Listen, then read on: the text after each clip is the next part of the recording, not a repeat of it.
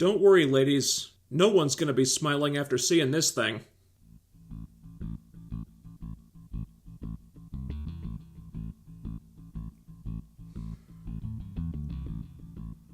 Really? That's the best you could do? This is what Marvel is now? Holy f***ing gods. Okay. This was embarrassing. Truly, epically embarrassing. The only reason why The Marvels is not the absolute worst thing the MCU has ever produced is because She-Hulk Attorney at Law is also a thing. And as bad as this movie is, I maintain that She-Hulk is still worse. But in a way, this is more embarrassing than She-Hulk, because at least She-Hulk was confined to Disney+. But this is a disaster, the likes of which the MCU has not seen. And the really sad part is everybody saw that coming years in advance. Everybody except for Marvel. It was a sequel to what I think was Marvel's worst movie to date up to that point, a movie that was full of cringy feminism, man-hate, a boring story, and introduced audiences to a dull, uninteresting, massively OP hero whose only defining character traits were her gender and how powerful she is, played by a charisma vacuum of an actress who's been working really hard to make herself one of the most annoying people in show business, a movie that almost nobody seems to like, but which still made $1 billion because it came out at the height of the MCU's popularity and was presented as required viewing to understand the biggest comic book movie of all time. It wasn't, that was bullshit, but Marvel let people think it was, and the movie made a shit ton of money. And because it made a lot of money, Marvel learned all the wrong lessons from it. Jump ahead a few years, and now we have The Marvels, wherein instead of listening to the criticisms of the first movie, they just doubled down on a lot of those things. They gave the lead actress entirely too much power, and yet she somehow still looks bored out of her mind in the movie, hired an inexperienced, unqualified director just because she's a woman, reinforced the idea that the movie is not for men, who just so happen to be Marvel's core audience, by having no major male characters in the movie at all. You can count Nick Fury if you want to, but he doesn't do a damn thing in this film. Thought the messaging was the only important thing, and thus delivered a confusing, jumbled, plot hole-riddled dumpster fire of a script full of unbearable, silly-billy humor and LOL so random shit that relies way too heavily on contrivances and gimmicks that wear out way too quickly, didn't even bother to have the script locked prior to filming, leading to them having to reshoot the goddamn thing like 3 times when they realized the story didn't make any sense because it was a quasi-sequel to 4 different projects and trying to incorporate plot elements from all of them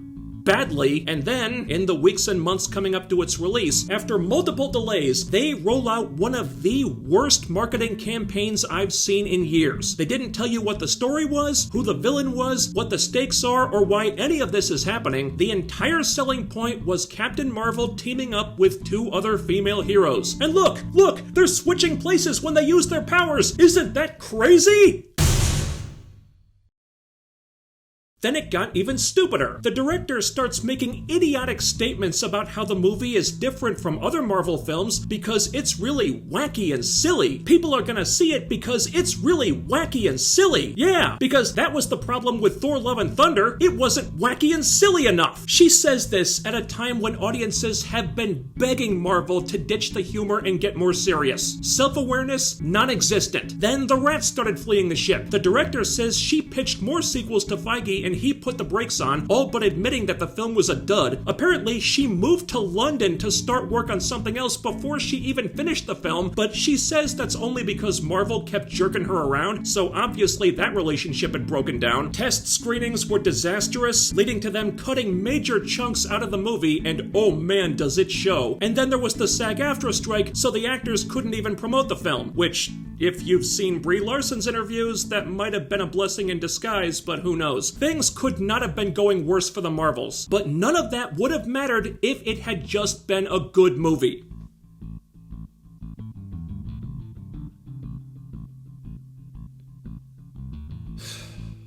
The Marvel apparatus is falling apart. The wheels are coming off the bus, and this movie is the proof. And it's hard to know where to even begin because nothing about this movie works, but I think I'll start with the continuity. One of the strengths of the MCU in the early days was that every movie was a potential entry point for new fans. There was a through line with the Infinity Stones, but you didn't need to have seen every movie to understand what was going on. You could come in as a brand new fan, catch up quick, and have a good time. Now, it's the opposite. Now, if you haven't seen multiple other films and shows, you're gonna walk into this movie and be completely lost. The first Captain Marvel movie? Yeah, that's a given. But it's also following up on things from another Captain Marvel movie that apparently happened off-screen or wound up on the cutting room floor. WandaVision, not Marvel's most viewed series or anything. Ms. Marvel, which nobody watched on streaming or ABC, and Secret Invasion, and even fewer people watched that show. That's hours and hours of homework just to understand the plot of this movie, which is a fucking mess in and of itself. I'd seen everything except Secret Invasion, and I was still confused. And even if you do the homework, there's no guarantee that you'd even understand it, i.e. Ms. Marvel. If you were here for the Ms. Marvel reviews, you know that continuity is not something that show did well. Even the show's own writers seem to have no idea what this character was. They took something that should have been pretty simple and turned it into a weird mishmash of aliens, magic, other dimensions, cosmic stuff. Somehow mutants were involved too, and Kamala was some inexplicable combination of all these different things. It was a shit show. The movie does nothing to clarify any of this, by the way, and that was only like a quarter of the homework you needed to do. And what's worse, the movie doesn't even reward you for doing the homework because it has no idea how to pay off any of that stuff. Here's an example of what I mean. In episode 1 of Ms. Marvel, we find out that Kamala idolizes Captain Marvel so much because of a bunch of half-truths and bullshit that didn't happen the way she thought they did. So she was seeing Captain Marvel through rose-colored glasses. So if these two are going to meet, you have a ready-made story here. Kamala meets her idol, realizes that she's not the perfect, amazing person Kamala thought she was. She's disappointed, but then she learns to appreciate Carol for the person she really is, rather than the childish fantasy Kamala previously believed. The story writes itself, and the movie completely passed on it. Kamala meets Captain Marvel. She's every bit as awesome as Kamala always thought she was.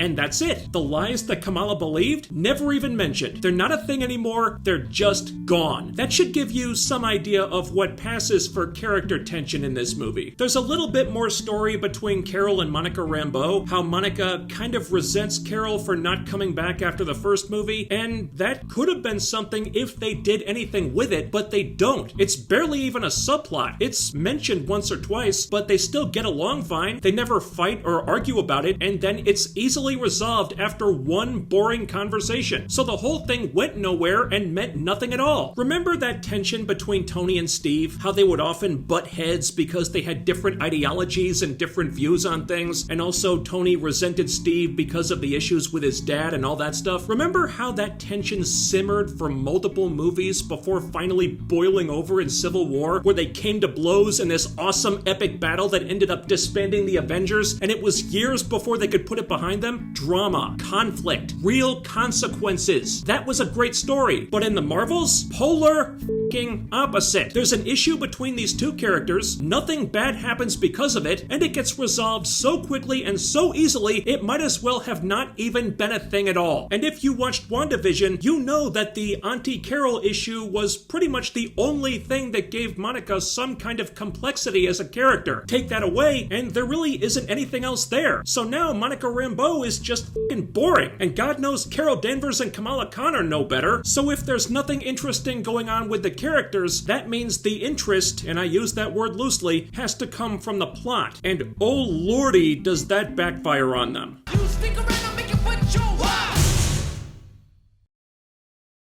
What passes for the plot is full of holes, but here's another example. In one scene, there's this big aerial battle. The Marvels are in this little ship, and they're getting fired upon by tons of Kree ships. Carol is piloting. She's trying to maneuver them through this mess, and it's meant to be this big, tense, will they make it, balls in your throat type of moment. And you don't buy it for a fucking second, because you know that none of them are actually in danger, even when the movie is telling you they are. You're gonna get us killed, says Monica. Monica. No, sweetie, she really isn't. You know why? Because you can turn intangible, Kamala can make impenetrable force fields, and Carol is, for all intents and purposes, invincible. And not the good kind of invincible like on Amazon Prime. The stupid OP kind of invincible where she can plow headfirst into a spaceship and it's the spaceship that breaks. Your ship could be blown to atoms with you inside it and you'd all be perfectly fine. So kindly f*** off, movie, if you think you can mine any actual tension out of this. And that's every tension-building scene in the movie, pretty much. They're never in any real danger. They're never challenged. When one of them is supposed to be in trouble, the other two act like they couldn't care less. All three of them seem to be much more powerful than the villain, who they defeat very easily. The only thing that kind of trips them up is the body swapping thing, which is really just a lame gimmick that the movie can't even commit to. And this is what the god-awful marketing campaign focused on, the fucking body swapping. Beats me why. It barely makes sense in the first place, and then they can't even stick to the rules they set up for it. They say that they switch places when they use their powers at the same time, but there are also times when they switch places when only one of them is using their powers, so really the body swapping happens whenever the writers need it to. It's a fucking plot device, that's all it is. And not even a well-written one either. Even in the trailers it made no sense. Think about it. Their clothes come along with them when they switch places, except when the plot needs them not to. In that scene from the trailers, Kamala switches places with Monica, who is out in space. When the switch happens, Monica's clothes come with her, but she's also wearing a spacesuit. So why does the spacesuit not also come with her? Well, because if it did, then Kamala would die, so the suit stays put. It doesn't make sense by the very rules the writers set up, but they do it anyway because they're stupid and they don't care. And that's the main plot device the movie is based on. Not surprisingly, it doesn't really go anywhere. It's just something to stop them from easily defeating the villain, which they end up doing anyway. And while I'm on the subject,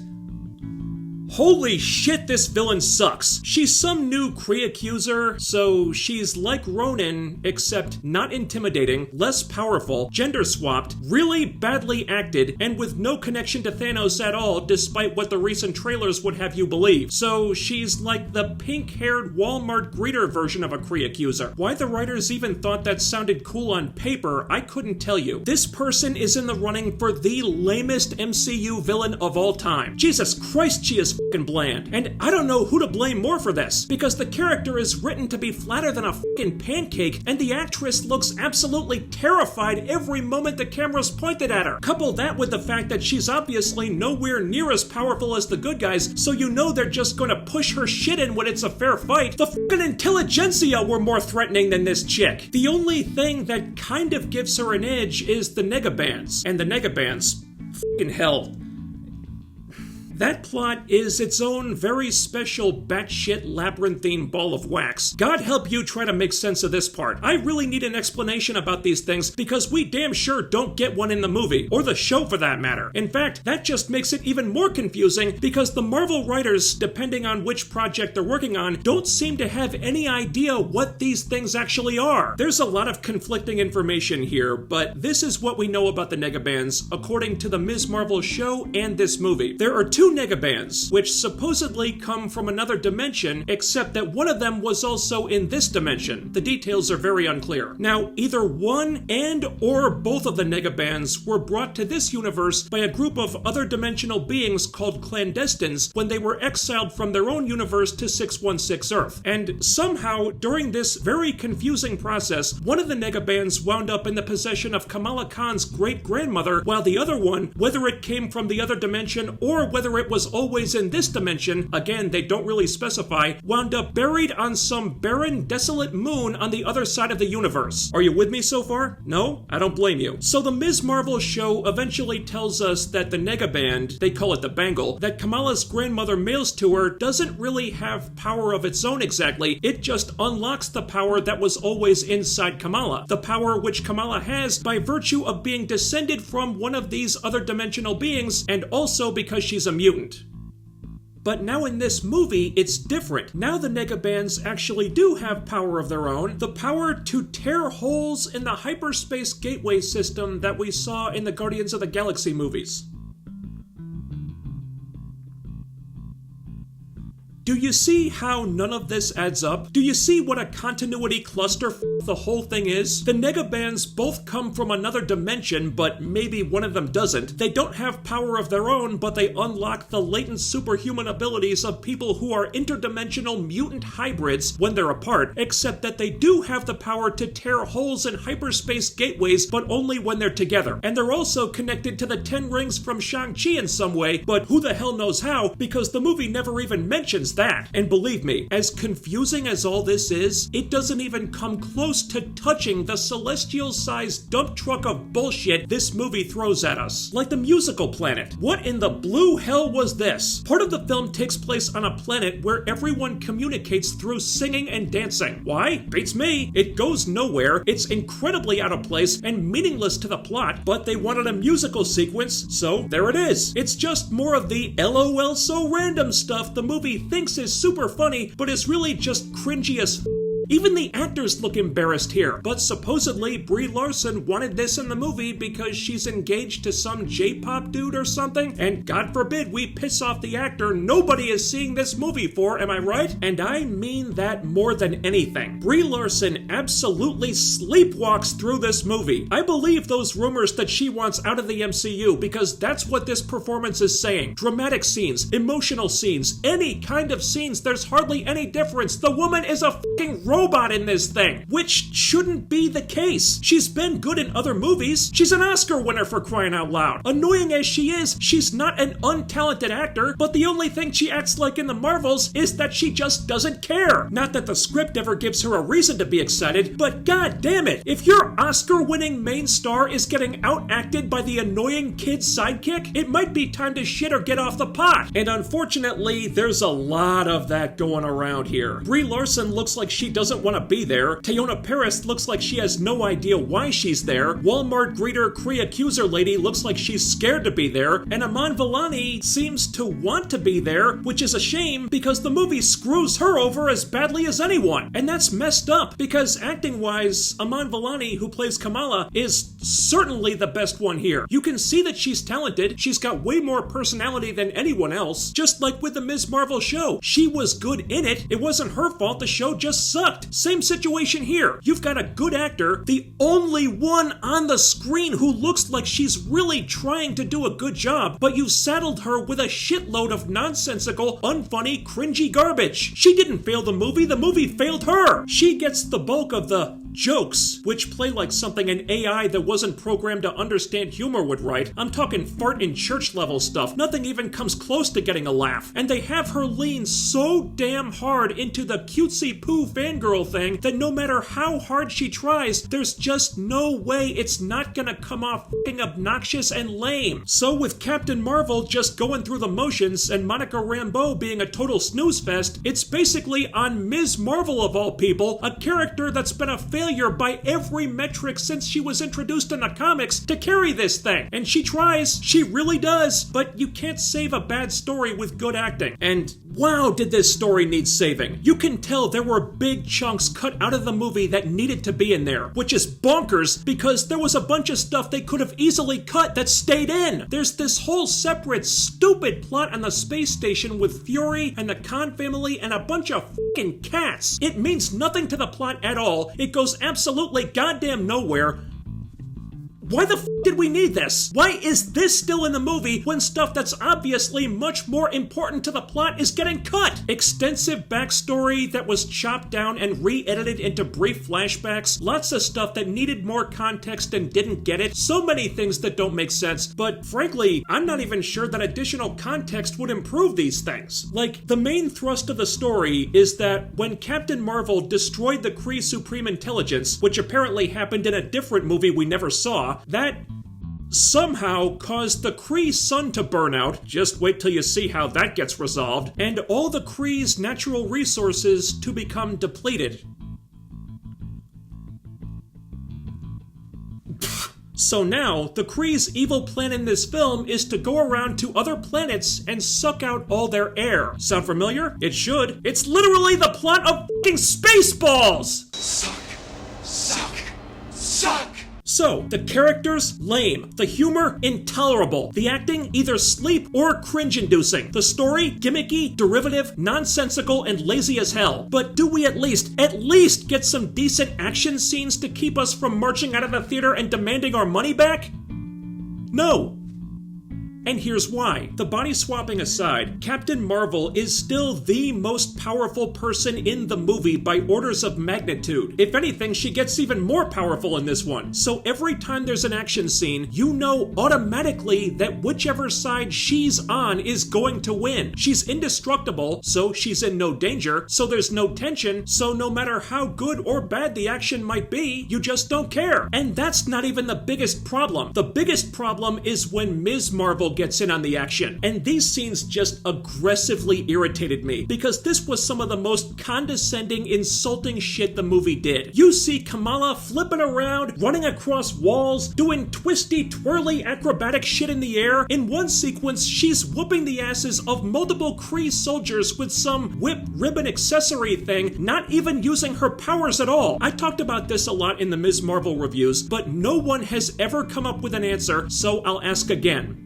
When the hell did Kamala Khan learn how to fight? Think hard about this. Ms. Marvel Episode 1. Kamala is shown to be comically unathletic. So much so that she can't even catch a fucking ball during gym class. The damn thing hits her right in the face. Then, within like 2 or 3 episodes, with zero training, she somehow turns into this incredible super athlete, flipping around, doing crazy parkour gymnastic shit like she's been doing it for years, showing amazing physical prowess that just appears out of nowhere like fucking magic. And now she's fighting off hardened Kree soldiers with what? A fucking ribbon? Kiss my ass. At least Carol and Monica have like military training and stuff, but Kamala's just a fucking kid, shown to not be an athlete at all, a complete pushover when her show starts, and probably never been in a real fight until a few weeks ago in the timeline. But somehow Kamala just randomly pulls these incredible fighting techniques and skills out of her asshole, things that would take anyone else years of work to develop, and no one has ever been able to tell me how it happened. You can't say it's her powers doing this. Light energy powers means you do stuff with light energy. It doesn't mean that you just wake up one morning and suddenly have the ability to throw down like fucking Black Widow. The only way that happens is when you have piss poor writers who just want the character to be a super amazing badass right off the bat and don't give a shit about the fact that it doesn't make any goddamn sense at all.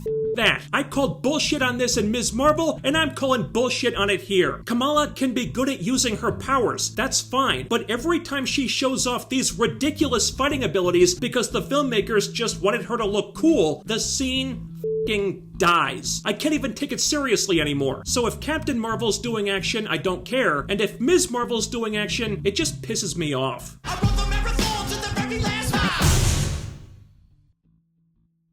Don't get mad, Marvel. You put the song in the trailer, not me. So, bottom line, from the story to the characters to the acting to the action, there is nothing about this movie that works. It fails on every level. Even Marvel's other recent weak efforts like Quantumania or Love and Thunder had something good about them, like the villains or whatever. This didn't even have that going for it. The Marvels is a fucking mess. If it's not the worst thing in the whole MCU, it's certainly the worst movie. It's sloppy, lazy, focused on all the wrong stuff, and weirdly petty at the same time, with them leaning into certain things that anyone with 2 brain cells to rub together could have told them they needed to lean away from. Oh, people think Captain Marvel is too OP?